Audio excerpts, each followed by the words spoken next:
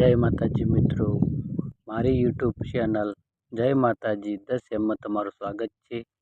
અગાઉના બે ભાગમાં આપણે શક્તિપીઠ સ્વરૂપમાં જેમાં પ્રથમ હિંગળાજ માતાનું મંદિર અને બે નૈનાદેવી મંદિર વિશે માહિતી મેળવી। આજે આપણે ત્રીજા નંબરમાં સુનંદા દેવી વિશે માહિતી મેળવીશું અને તેની સાથે જોડાયેલી દંતકથાઓ અને ધાર્મિક મહાત્મ્ય વિશે જાણીશું। સુનંદા દેવીનું મંદિર બાંગ્લાદેશમાં સ્થિત છે। આ મંદિર બાંગ્લાદેશના બાલિસારથી 21 કિલોમીટર દૂર શિકારપુર નામનું ગામ ખાતે સુનંદા નદીના તટ પર આવેલું છે। આ મંદિર ઉગ્ર તારા મંદિર તરીકે પણ ઓળખાય છે। સુગંધા શક્તિપીઠ નામ કઈ રીતે પડ્યું તે માટે એક દંતકથા આવેલી છે।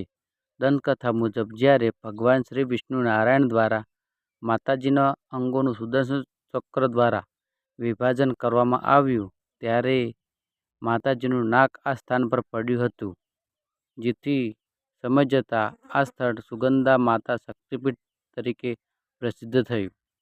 આ મંદિર સુનંદા નદીના તટ પર હોવાના કારણે મંદિરને સુનંદા અને ભૈરવ ત્રંબકમ થી પણ ઓળખાય છે। આ મંદિરની બનાવટ અલૌકિક છે। આ મંદિરની દિવાલ પર ઘણી દેવી દેવતાઓની મૂર્તિઓ કંડારવામાં આવેલી છે। શિવરાત્રિના દિવસે વિશાળ માનવ મહેરામણ ઉમટી પડે છે। નવરાત્રિ દરમિયાન મંદિરમાં વિશાળ મેળાનું આયોજન પણ કરવામાં આવે છે। ત્યાંના સ્થાનિકો દ્વારા એવું કહેવામાં આવે છે કે માતાજીની મૂળ પ્રાચીન મૂર્તિ ચોરી થઈ ચૂકી છે, જેને વિશે હજુ સુધી કોઈ માહિતી મળી નથી। તેને સ્થાને હવે નવી મૂર્તિ સ્થાપિત કરવામાં આવેલી છે। હાલ માતાજીની કઈ મૂર્તિ સ્થાપિત કરવામાં આવી છે? માતાજીની મૂર્તિ ચોરાઈ ગયા બાદ તેને સ્થાને માતા શ્રી ઉગ્રદેવીની મૂર્તિ અહીં સ્થાપિત કરવામાં આવી છે, જેને સુગંધા દેવીના રૂપમાં પૂજવામાં આવે છે। આ મંદિરમાં માતાજી પાસે તલવાર, નીલપાન, નરમુંડોની માળા અહીં સ્થાપિત કરવામાં આવી છે તથા આ મંદિર જગતપિતા બ્રહ્માજી, ભગવાન શ્રી વિષ્ણુ નારાયણ તથા ભગવાન શ્રી શંકર અને વિઘ્ન વિનાયક શ્રી ગણપતિ દેવની મૂર્તિ પણ સ્થાપિત કરવામાં આવી છે। પ્રાચીન માન્યતા મુજબ અહીં સ્થાપિત માતાજીની મૂર્તિ તંત્ર વિદ્યા સાથે સંબંધિત રાખે છે। પ્રાચીન કાળમાં બંગાળમાં તંત્ર વિદ્યા, મંત્ર વિદ્યા અને કાળુ જાદુનું વ્યાપક પ્રમાણ જોવા મળતું હતું।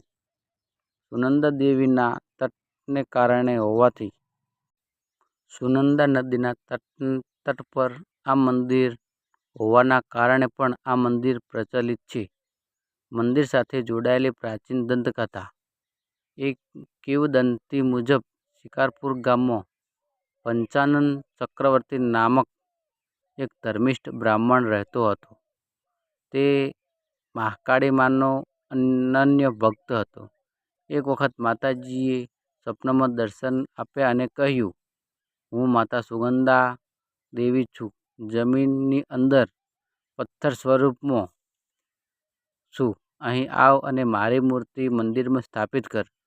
પંચાનંદે એમ જ કર્યું અને માતાજી દ્વારા જણાવેલ સ્થાન પર જઈ ત્યાં ખોદકામ કર્યું અને મૂર્તિ જોવા મળી। પછી તેણે વિધિ વિધાનપૂર્વક માતાજીની મંદિરમાં મૂર્તિની સ્થાપના કરી। આ વાત આસપાસના લોકોમાં જાણ થતાં ત્યાં દર્શન કરવા આવવા લાગ્યા। ધીમે ધીમે આ સ્થાન પ્રચલિત થવા લાગ્યું। સુગંધા માતાનું મંદિર પહોંચવા માટે કુલ્લા નામક સ્થળેથી સ્ટીમર દ્વારા બાલિસાર આવી શકાય છે, જ્યાંથી સડક માર્ગ દ્વારા શિકારપુર આવી શકાય છે। શિકારપુરથી આ મંદિર 8 કિલોમીટરની દૂરી પર છે। અહીં નિકટતમ એરપોર્ટ બાલીસર એરપોર્ટ પણ છે, જેના દ્વારા પણ યાત્રા કરી શકાય છે. જય માતાજી. આપણે આપણી શક્તિપીઠ 3જા નંબરની શ્રી આદ્યશક્તિ સુનંદા દેવી વિશે માહિતી મેળવી.